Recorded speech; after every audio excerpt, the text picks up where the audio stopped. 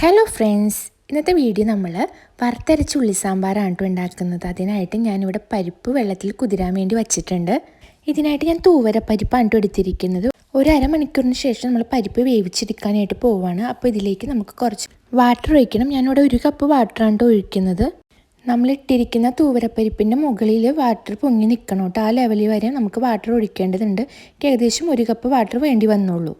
ഇനി ഇതിലേക്ക് നമുക്ക് പൊടികൾ ആഡ് ചെയ്ത് കൊടുക്കാം. ഞാനൊരു 1/2 ടേബിൾ സ്പൂൺ മഞ്ഞൾപ്പൊടി ആഡ് ചെയ്ത് കൊടുത്തിട്ടുണ്ട്. 1 ടേബിൾ സ്പൂൺ മുളക് പൊടി ആഡ് ചെയ്ത് കൊടുക്കുന്നുണ്ട്. പിന്നെ ആവശ്യത്തിന് ഇത്തിരി ഉപ്പും കൂടിയും ചേർത്ത് അതിലേക്ക് കുറച്ച് ഒരു 2-3 ടേബിൾ സ്പൂൺ വെളിച്ചെണ്ണയും കൂടിയും ഒഴിച്ചിട്ട് നമ്മളിത് കുക്ക് ചെയ്യാനായിട്ട് പോവാണ് കേട്ടോ. ഒരു 3-4 വിസിൽ നമുക്കിതിന് വേണ്ടി വരും.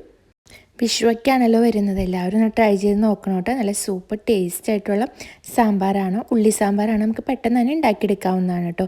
ഇനി നമുക്കിതിലേക്ക് വേണ്ടത് 1 പിടി തേങ്ങയാണ് കേട്ടോ. ഇത് നമുക്ക് ഒന്ന് വറുത്തെടുക്കണം. ഇനി ഇതിലേക്ക് നമ്മൾ ആഡ് ചെയ്ത് കൊടുക്കുന്നത് മല്ലിപ്പൊടിയാണ്.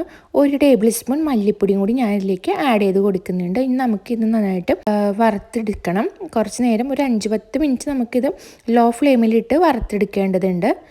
പരിപ്പ് വേവുന്ന ടൈം കൊണ്ട് നമുക്കിത് വറുത്തെടുക്കാവുന്നതേ ഉള്ളൂ കേട്ടോ. വേറെ പൊടികളൊന്നും നമുക്കിതിലേക്ക് ആഡ് ചെയ്ത് കുടിക്കേണ്ടതില്ല.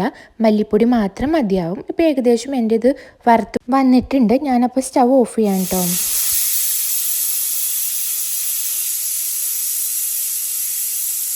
ഞാനിവിടെ ഒരു 4-5 വിസിൽ വെച്ചു കേട്ടോ. എനിക്ക് നന്നായിട്ട് ഉടഞ്ഞ പരിപ്പാണ് ഇഷ്ടം. നിങ്ങളുടെ പരിപ്പിൻ്റെ ലെവലനുസരിച്ച് നിങ്ങൾക്കിത് ഓഫ് ചെയ്യാവുന്നതാണ്. ഞാൻ നന്നായിട്ട് ഉടഞ്ഞ പരിപ്പാണ് എടുക്കുന്നത്. അപ്പോൾ എൻ്റെ പരിപ്പിൻ്റെ ഒരു ഇതെന്ന് വെച്ചാൽ ഞാൻ ഇപ്പോൾ കാണിച്ചുതരാം എങ്ങനെയാണെന്നുള്ളതും. ഇങ്ങനത്തെ ഒരു സ്റ്റേജിൽ തന്നെ ഞാനത് ഓഫ് ചെയ്യുവാണ്. ഇനിയിപ്പോൾ നമുക്കിതിലേക്ക് നമ്മൾ അരിഞ്ഞു വച്ചിരിക്കുന്ന ഉള്ളി വേണം. അപ്പോൾ ഞാൻ കുറച്ചൊരു 10-25 ഉള്ളികൾ അരിഞ്ഞെടുത്തിട്ടുണ്ട്. അത് നമ്മൾ നടുകിനെ കീറിയതും പിന്നെ പച്ചമുളകുമാണ് നമുക്കിതിലേക്ക് വേണ്ടത്. നമ്മളിതിലേക്ക് ഇത് ആഡ് ചെയ്ത് കൊടുക്കുകയാണ്.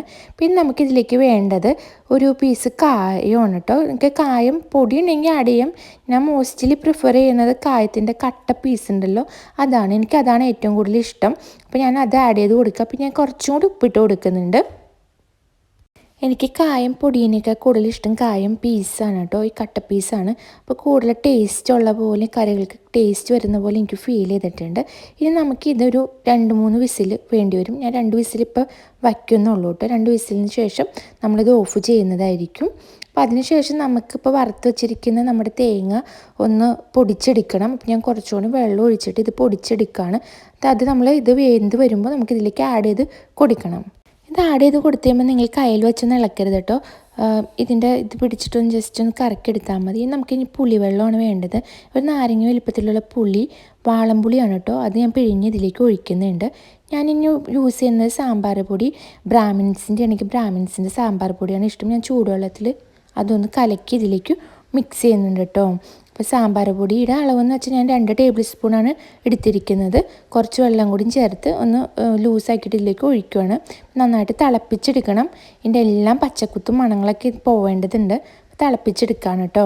ഞങ്ങൾക്ക് ഉച്ചക്കലത്തേക്ക് ഇനി ക്യാബേജ് തോരനാണ് ഉണ്ടാക്കിക്കൊണ്ടിരിക്കുന്നത്. അപ്പോൾ സാമ്പാറിൻ്റെ ഒപ്പം ക്യാബേജ് തോരൻ നല്ല കോംബോ ആണല്ലോ. അപ്പോൾ അതാണ് നെക്സ്റ്റ് അവിടെ ഉണ്ടാക്കിക്കൊണ്ടിരിക്കുന്നത് കേട്ടോ. നമ്മുടെ ഏകദേശം ആയിട്ട് നമ്മളിനി കടുക് വറുത്തിടുകയാണ് കേട്ടോ. താളിക്കുക എന്നൊക്കെ പറയും.